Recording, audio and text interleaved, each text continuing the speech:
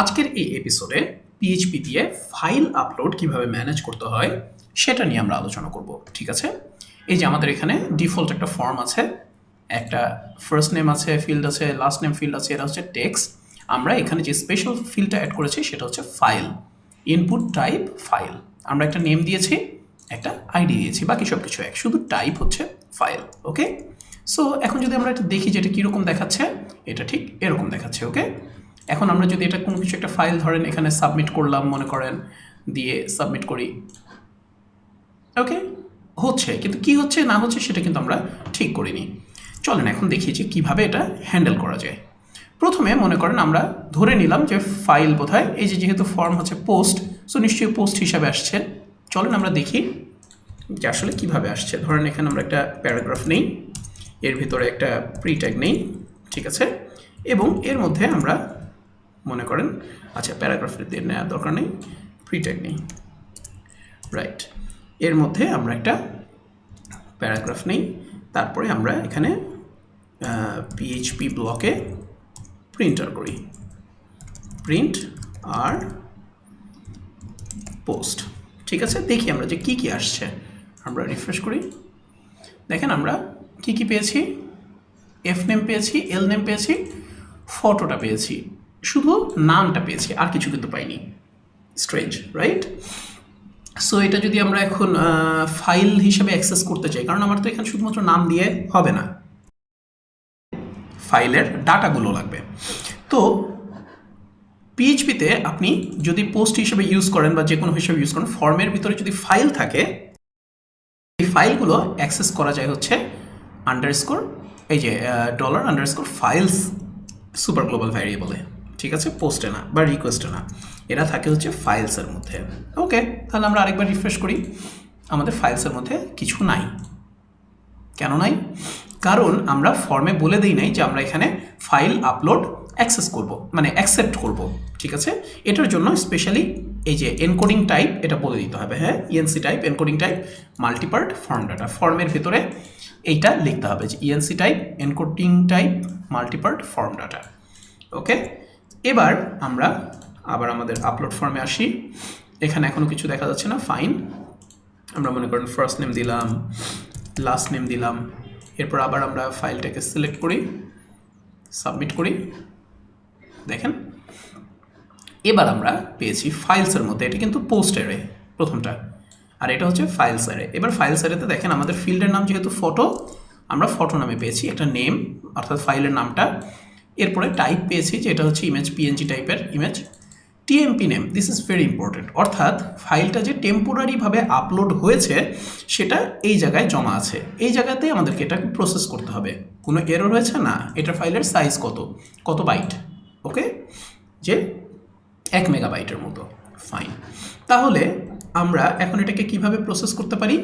মনে করেন আমরা এখানে ফাইলস নামে একটা স্পেশাল ডিরেক্টরি করেছি। হ্যাঁ, এগুলো ডিলিট করে দিই।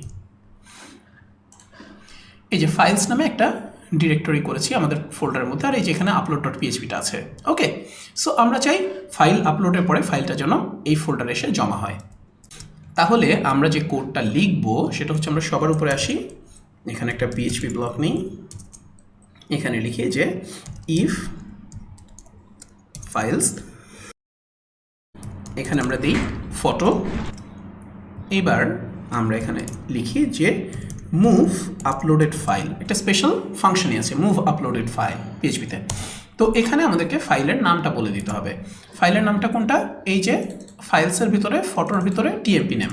ঠিক আছে, সো ফাইলস, তার ভিতরে ফটো, তার ভিতরে কি টিএমপি আন্ডারস্কোর নেম। এবার কোথায় মুভ করব? মুভ করবো হচ্ছে কারেন্ট ডিরেক্টরির মধ্যেই। আমরা যদি পুরো পাথ না লিখে দিই, সে পিএইচপি অটোমেটিক্যালি কারেন্ট ফোল্ডারের মধ্যেই খুঁজবে। সো আমরা কারেন্ট ফোল্ডারের মধ্যে বলতে পারি, অথবা আমরা এভাবেও বলে দিতে পারি, তার মানে হচ্ছে কারেন্ট ফোল্ডার, কিছু না বললে কারেন্ট ফোল্ডারের মধ্যে। এই ফোল্ডারের মধ্যে, ফাইলস ফোল্ডারের মধ্যে আমরা ধরেন লিখলাম যে আমাদের image.png। ঠিক আছে, ওকে, এখানে কিন্তু আরও অনেক কিছু কাজ করার বাকি আছে, আমরা অনেক কিছু করব এখানে। আপাতত শুরু করি। যে যদি ফাইল থাকে তাহলে move uploaded file, okay fine. এবার আমরা আবার আসি, এবার এসে আমরা রিফ্রেশ করি, দেখেন আমাদের এই ফাইলস ফোল্ডারে কিন্তু এখন কোনো কিছু নাই, ঠিক আছে। সো আমরা জাস্ট রিফ্রেশ করি, মানে আবার সাবমিট করলাম, এবার হয়েছে। এবার যদি আমরা দেখেন ফাইলস ফোল্ডার আসি, এই যে দেখেন image.png চলে এসেছে। হ্যাঁ, এবার যদি আমরা এখানে অ্যাক্সেস করি ফাইলস image.png, এই যে আমরা ফাইলটাকে অ্যাক্সেস করতে পারছি। কিন্তু একটা অসুবিধা আছে, এখন কিন্তু যদি যে কেউ চাইলেই ধরেন fn ধরেন ln, মনে করেন আমরা এই পিএইচপি এই ফর্ম ফাইলের বাদে ধরেন ইমেজ ফাইলগুলোর বদলে আমরা মনে করেন কেউ একজন ধরেন for example PHP file upload করে দিল, ঠিক আছে। আমাদের পিএইচপি ফাইল কিছু আছে, ধরেন form.php আপলোড করে দিল, এবং আপনি কোনো কিছু চেক না করেই তাকে আপলোড করতে দিলেন, ঠিক আছে। ধরেন ফর এক্সাম্পল image.png-র জায়গায় আপনি মনে করেন সে কারেন্টলি যে ফাইলের যে নাম আপনি এভাবে অ্যাক্সেস করলেন, কারেন্টলি ফাইলের নামটা কি, এই যে নেম। সো আপনি মনে করেন এখানে দিয়ে দিলেন যে ডট ফাইলস ফটো, তারপর মনে করেন নেম, অ্যারের ভেতরে অ্যারে, ঠিক আছে, এভাবে দিলেন। এবার আমি আবার সাবমিট করি, দেখেন এখানে দেখেন form.php-টা আপলোড হয়ে গেছে। কিন্তু এর ফলে হবে কি, খুবই বিপজ্জনক, কারণ এখন ইউজার সরাসরি আপনার সার্ভারে পিএইচপি ফাইল আপলোড করে দিয়েছে, সে কিন্তু এখন সরাসরি পিএইচপি ফাইলটাকে অ্যাক্সেস করতে পারবে। ওকে, এই যে পিএইচপি ফাইলটাকে কিন্তু সে অ্যাক্সেস করতে পারছে, ঠিক আছে, এরর আসছে ফাইন, কিন্তু সে পিএইচপি ফাইলকে রান করতে পারছে। Okay, which is very very dangerous, কারণ একবার যদি বাইরের ইউজাররা আপনার সার্ভারে পিএইচপি ফাইল রান করতে পারে বা অন্য কোনো সার্ভার সাইড ফাইল রান করতে পারে, তাহলে কিন্তু তারা সার্ভারের পুরো অ্যাক্সেসও নিয়ে নিতে পারে, যা ইচ্ছা তাই করতে পারে সার্ভার দিয়ে। হ্যাকাররা কিন্তু এভাবেই কাজ করে, এই ধরনের সিকিউরিটি ফ্লগুলো নিয়েই কাজ করে। সো আপনি যেটা করবেন সেটা হচ্ছে আপনি অলওয়েজ চেক করবেন যে এটা টাইপটা কি image.png অথবা image.jpg। এখানে ধরেন আপনি চেক করলেন যে ইফ ফাইলস ফটো, এবার হচ্ছে টাইপ ধরেন ইকুয়াল টু image.jpg, এই যে আগে যেটা ছিল image-png যদি হয় শুধুমাত্র তাহলেই আপনি আপলোড অ্যালাউ করবেন, নাহলে ওটা টেম্পোরারি ফোল্ডারে থাকুক। ওটা নিয়ে টেম্পোরারি ফোল্ডারে থাকলে কোনো অসুবিধা নেই, সেটা কেউ অ্যাক্সেস করতে পারছে না। অথবা ধরেন আপনি মনে করেন শুধুমাত্র পিএনজি অথবা জেপিজি ফাইল অ্যাক্সেস করতে চান, ঠিক আছে, image.jpg অথবা image.jpeg, ঠিক আছে। কিন্তু এইভাবে যদি আপনি অনেকগুলো বারবার লিখে যান তাহলে এটা আপনার জন্য পেইনফুল না, এতগুলো এইভাবে লিখে যাওয়া একসাথে। আগে দেখি চলেন কাজ করে কিনা, কারণ আমরা আবার সাবমিট করি, এবার কিন্তু form.php আর চলবে না। আমরা যদি এখান থেকে ডিলিট করে দিই, দেখেন এবার আমরা আবার সাবমিট করি form.php-টাকে, দেখেন ঠিক আছে, ওকে ফাইন, কিন্তু এবার কিন্তু আর এখানে আসে নাই, অর্থাৎ পিএইচপি ফাইলটা আর আপলোড হয় নাই, হুইচ ইজ গুড।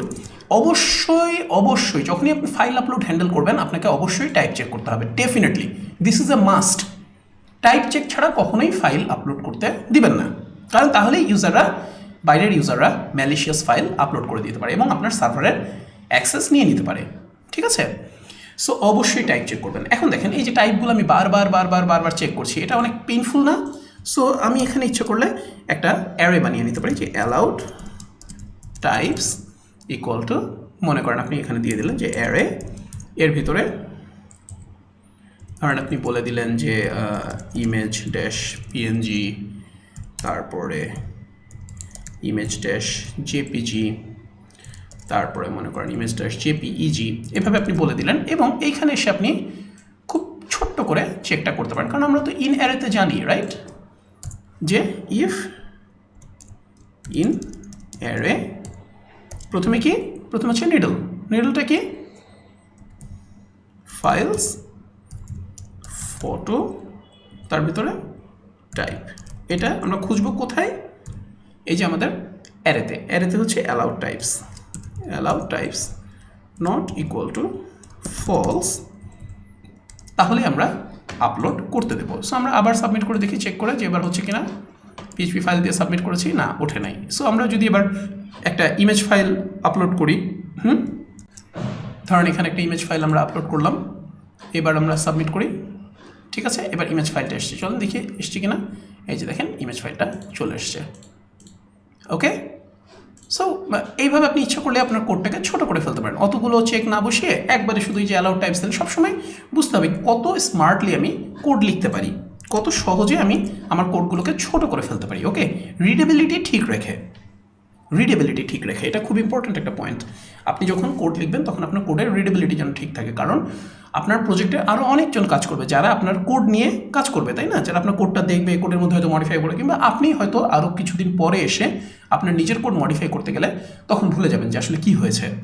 তো এনিওয়ে, এইটা হচ্ছে একটা চেক।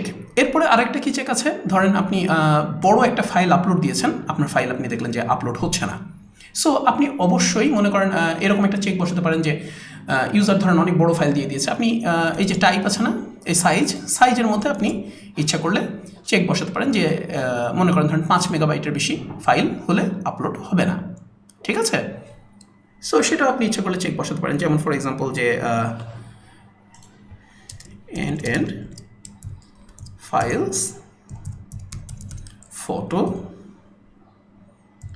সাইজ, এই যেখানে লেখা আছে সাইজ, হ্যাঁ, সাইজ স্মলার দেন 5000 মানে কত, 5 মেগাবাইট মানে কত, 5000 5 ইন্টু 1024 মানে কিলোবাইট আনলাম, 1024 বাইট আনলাম, ঠিক আছে? যদি হয় তাহলে শুধুমাত্র আপলোড হবে। সো 5 মেগাবাইটের এই চেকটা যখন আমরা বসালাম, এখন 5 মেগাবাইটের বেশি ফাইল আর আপলোড হবে না। সো আপনি আপনার ইচ্ছা মতো এরকম করে চেক বসায় নিতে পারেন। তবে একটা ইম্পর্টেন্ট জিনিস আছে এখানে, এই যে সার্ভারে যখন আপনি কাজ করবেন বা আপনার নিজের মানে ওয়েব সার্ভারে যখন কাজ করবেন, তখন সরাসরি কিন্তু এভাবে কোড রাখলে কাজ নাও করতে পারে, কারণ এই ফোল্ডারটার পারমিশন কী অবস্থায় আছে সেটা আমরা জানি না। সো যেটা করতে হবে, অবশ্যই এই ফোল্ডারটাকে আমরা যদি এখানে ধরেন ফর এক্সাম্পল ls-l দিই, তাহলে আমরা ফাইলস ফোল্ডারটার পারমিশন এখন কি আছে এটা আমি একটু আগে দিয়ে দিয়েছি। আপনি যদি মেকেটি ধরেন আমরা নতুন একটা ফোল্ডার করি এবং আমরা এখানে দেখি, তাহলে বাই ডিফল্ট দেখবেন যে এটার পারমিশনে এই যে এইভাবে আছে, এই বিটগুলো আছে RWX, আর মানে হচ্ছে এটা একটা, ডি মানে হচ্ছে ডিরেক্টরি, রিড রাইট এক্সিকিউট, ঠিক আছে? এটা হচ্ছে সুপার ইউজারের জন্য। এরপরে কি আছে, রিড আর এক্সিকিউট। এরপরে সব ইউজারের জন্য রিড আর এক্সিকিউট, এভাবে আছে। ওকে, তো রিডের মান হচ্ছে, আমরা এখানে একটু আলোচনা করব, মানে 4 2 1, তার মানে তিনটা মিলে হচ্ছে 7, এটা হচ্ছে 4 0 1, তার মানে হচ্ছে 5 4 0 1 5, তার মানে হচ্ছে পুরোটা হচ্ছে 755। আপনি ইচ্ছা করলে এরকম 755 মোডেও রাখতে পারেন, অথবা অ্যাকচুয়ালি সবচেয়ে বেস্ট হচ্ছে 744-এ রাখা, কারণ এক্সিকিউট করার কোনো দরকার নেই। ওই যে ইউজার অনেক সময় ম্যালিশিয়াস ফাইল আপলোড করে এক্সিকিউট করাই দিতে পারে। সো বেস্ট হচ্ছে chmod। আপনি যদি লিনাক্সে কাজ করেন বা ম্যাকে কাজ করেন, আপনি যখন ওয়েব হোস্টিং করবেন তখন আলটিমেটলি আপনার সার্ভার ইউজুয়ালি চান্স বেশি যে লিনাক্সে থাকবে, তাই না? বা লিনাক্স মানে বেসড কোনো ওয়েসে দিয়ে থাকবে, যেমন সেটা সেন্টওয়েস হোক, ফেডোরা হোক, সেটা আপনার রেড হ্যাট হোক, ডেবিয়ান হোক, উবুন্টু হোক, হোয়াট এভার, স্ল্যাকওয়্যার হোক। তো প্রথমে জিরোটা দেয়া মাস্ট, এটা অক্টাল মোডে, হ্যাঁ, এগুলো অক্টাল বিট। 0744, 7 মানে হচ্ছে এই যে বললাম রিড রাইট এক্সিকিউট, সুপার ইউজারের জন্য সব। এরপরে 4 মানে হচ্ছে অন্য ইউজারদের জন্য শুধুমাত্র 4, গ্রুপের জন্য 4, ইউজারের জন্য 4, ঠিক আছে? এবার ফাইলস যখন আপনি বলে দিলেন, তখন আপনি যদি এখন আমি যদি এখন আপলোডস ফোল্ডারটাও দিই, ও আপলোড, রাইট। এবার আমরা দেখি, দেখেন এবার আর এক্সগুলো নাই, আগের বার এক্স ছিল, এই যে এখানে এরকম এক্স ছিল, এখন আর এক্সটা নাই, ঠিক আছে? ঠিক ফাইলের ভিতরেও এক্সট্রা নাই। সো আপনি বেস্ট হচ্ছে 744 এই মোডে রাখা। ওকে, তাহলে আপনার ফাইলটা ঠিকমতো আপলোড হবে। কারণ আপনি যদি এখানে 644 দেন, ফর এক্সাম্পল chmod 0644 ফাইলস, তাহলে আপনি ls-l ls, আপনি যদি এখানে দেখেন এখন হচ্ছে এক্সিকিউটটা নাই, রিড রাইট রিড, ঠিক আছে? সুপার ইউজারের জন্য এক্সিকিউট নাই। তাহলে এখন হবে কি, আপনি যদি এখন সাবমিট করেন তাহলে আর ফাইলটা প্লেস করতে পারবেন না, পারমিশন ডিনাইড। সুপার ইউজারের জন্য সব পারমিশন লাগবে। ওকে, সো আপনি অবশ্যই এটা 755 মোডে রাখেন, 755। ওকে, তারপর এখন দেখেন পাবলিশ হয়ে গেছে।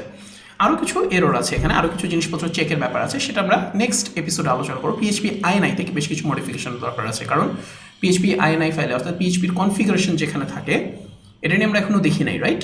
সো পিএইচপি পিএইচপির একটা কনফিগারেশন ফাইল থাকে, নাম হচ্ছে php.ini, ওখানে অনেক কনফিগারেশন সেট আপ করে দেওয়া যায়। যেমন এই ফাইল আপলোড রিলেটেড বেশ কিছু কনফিগারেশন আছে, যে ম্যাক্সিমাম কত সাইজের ফাইল আপলোড করা যাবে, তো মেমোরি কতখানি হবে, নিতে পারবে, স্ক্রিপ্ট কতক্ষণ ধরে রান করবে, এই ধরনের বহুত কিছু। তো আমাদের দরকার হচ্ছে ম্যাক্সিমাম ফাইল আপলোড সাইজ, ওইটা আমরা মডিফাই করবো। হ্যাঁ, তো ওটা আমরা দেখবো কীভাবে কাজ করে নেক্সট এপিসোডে। অলরাইট, সো এই এপিসোডটা আপনারা এভাবে ট্রাই করেন। অবশ্যই মনে রাখবেন এই চেক বসানো, this is very important. Type, it's a must. Okay, it's a must. অনেকে করে কি ফাইলের নাম চেক করে, কিন্তু আমি যদি একটা পিএইচপি ফাইলকে .png দিই তাহলে তো আমি আপলোড করে দিতে পারি, রাইট? পরে কিন্তু আমি ওটা যদি আমার এক্সিকিউশন ফোল্ডারে যদি এক্সিকিউট বিট অন থাকে তাহলে কিন্তু আমি ওটাকে এক্সিকিউট করে দেবো। মোট কথা হ্যাকাররা অনেক কিছুই করতে পারে, বা করার স্কোপ থেকে কোডের এই ধরনের দুর্বলতার সুযোগ নিয়ে তারা সার্ভারের অ্যাক্সেস নিয়ে নিতে পারে, বা কোনো ধরনের ক্ষতিকর কাজ করতে পারে। আপনার হয়তো কোড ডিলিট করে দিতে পারে, বা আপনার ডেটাবেসের অ্যাক্সেস নিয়ে নিতে পারে, অনেক কিছু আপনার হয়তো কোড ডাউনলোড করে ফেলতে পারে, হোয়াট এভার মানে দে ওয়ান্ট। যদি তারা একবার অ্যাক্সেস পেয়ে যায়, they can do anything they want. So আপনাকেই সতর্ক থাকতে হবে। সতর্ক থাকাটা কিন্তু আপনার প্রয়োজন, আপনার ইউজারদের জন্য নয় বা অন্য কারোর জন্য নয়। এটা আপনার নিজেকেই সতর্কতা অবলম্বন করতে হবে, এবং সেই অনুযায়ী আপনাকে কোড লিখতে হবে যেন কোনো ধরনের সুযোগ কেউ না নিতে পারে। Okay, alright guys, take care, bye by.